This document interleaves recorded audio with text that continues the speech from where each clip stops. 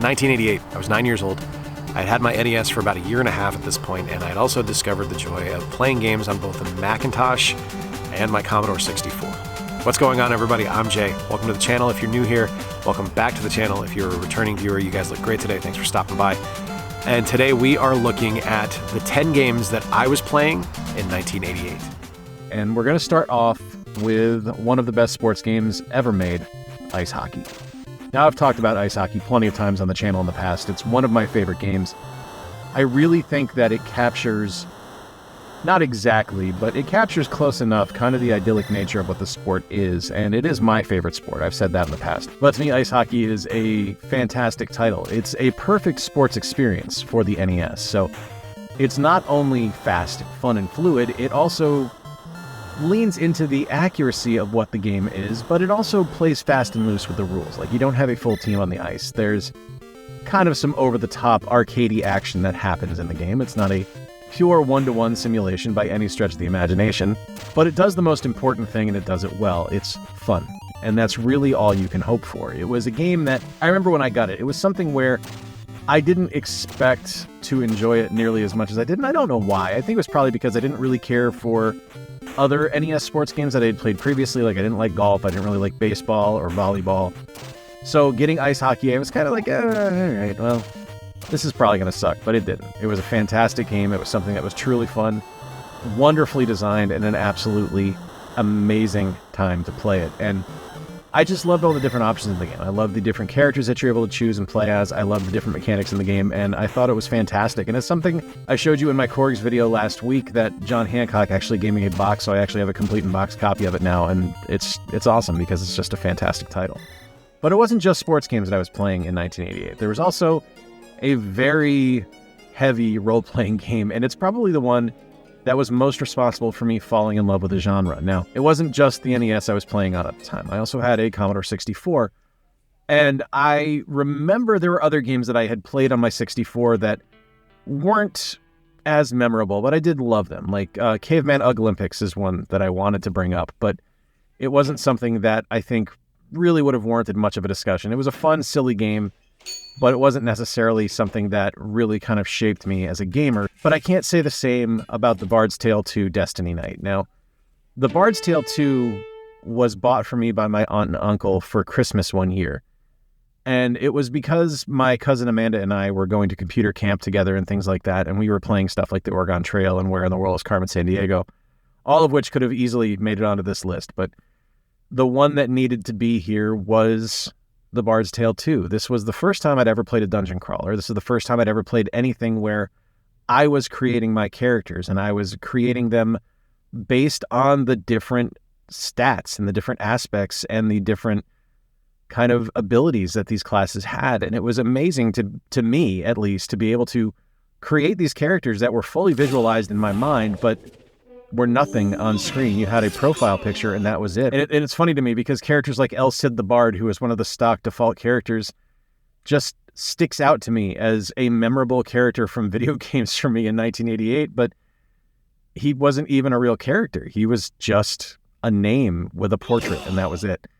But being able to go around Skara Brae and being able to, dive deep into these different dungeons and go in and out of buildings and gear up and fight monsters, it really did more for me loving RPGs than really any other game. And it's directly led to me loving things like Dungeons & Dragons, which I still love to this day as well. So The Bard's Tale 2 Destiny Night was a huge influence on my life and still is to this day.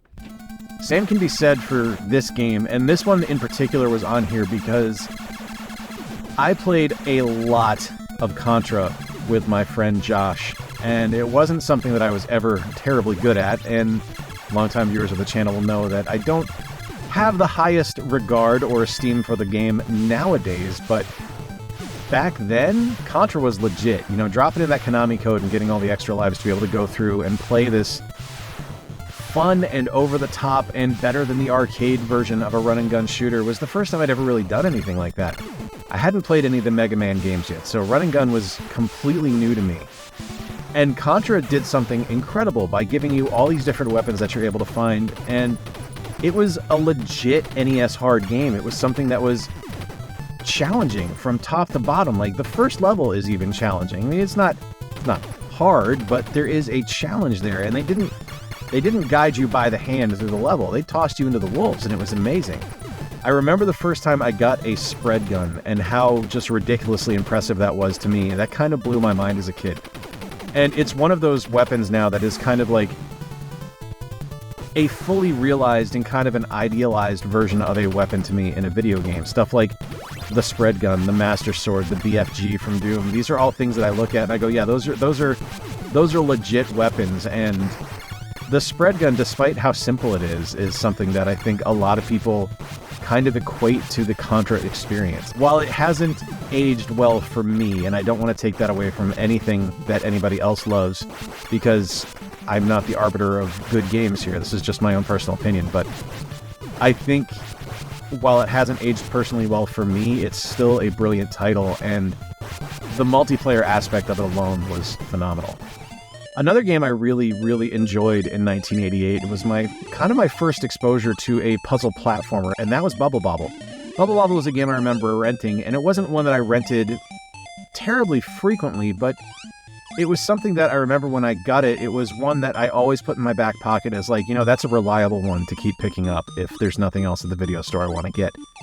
And it was just so clever to me to be able to play as these little dinosaurs, to be able to play as these little dinosaurs and be able to go through and blow bubbles and kick these monsters away and defeat them. And if you weren't careful, they were going to get really mad and all run after you at the same time super fast. It was a fun game that had a really unique playstyle that I had never experienced before, because I had never actually seen the arcade game.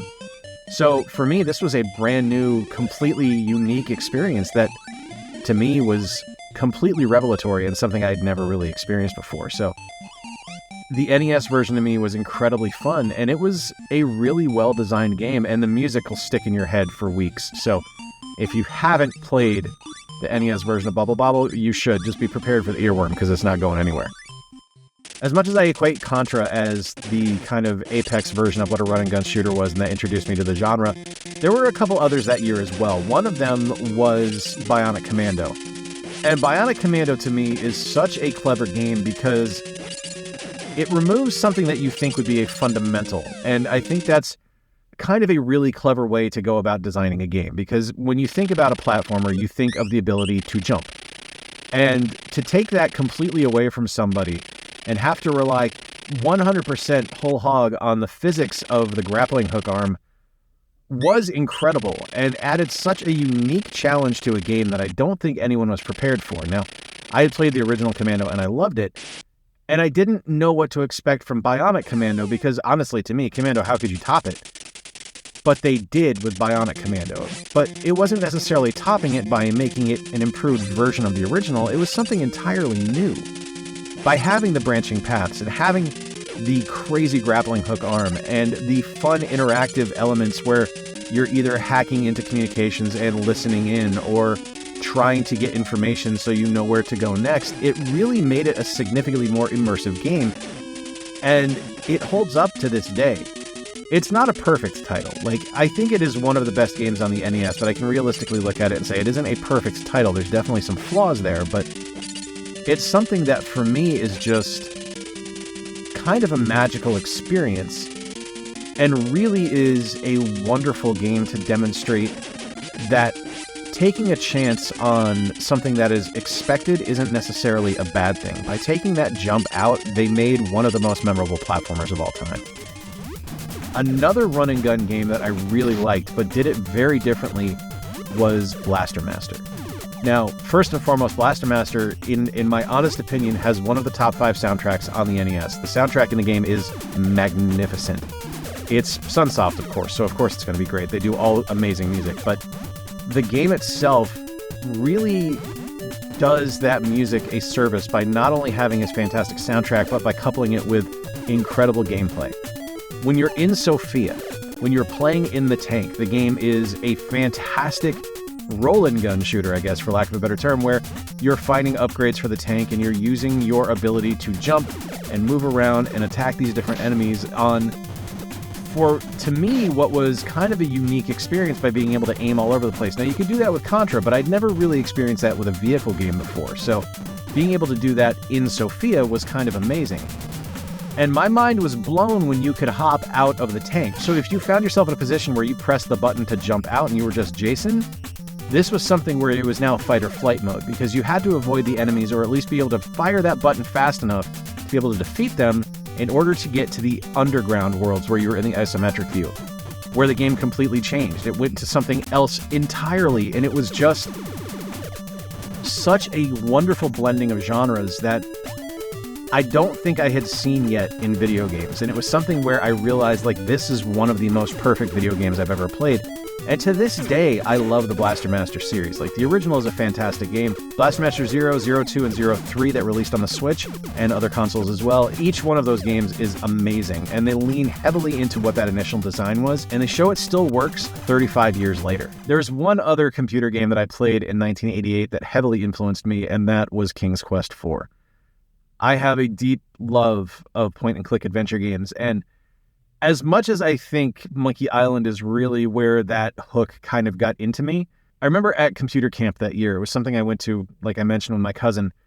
It was something where that was one of the games that was available to be played, and I was kind of blown away by it. I was a big fan of fantasy stuff at the time, and it was something where this fantasy world that was still funny and still had a little bit of humor to it was really appealing to me. And I remember playing it for the first time and seeing this kind of amazing world open up in front of me, displaying this magical land of all kinds of different things to interact with and to pick up and to use and to manipulate in some way, shape, or form, that I just fell in love with it. It was a game that the design was simple in concept, but so brilliantly executed in its just unbelievable delicacy, I think, because it wasn't something where you really had like kind of an afterthought. Everything was very carefully placed and planned and plotted out, and it was just a wonderful experience. Ken and Roberta Williams made something magical with that series, and Sierra games were a big part of my life from that point forward, whether it was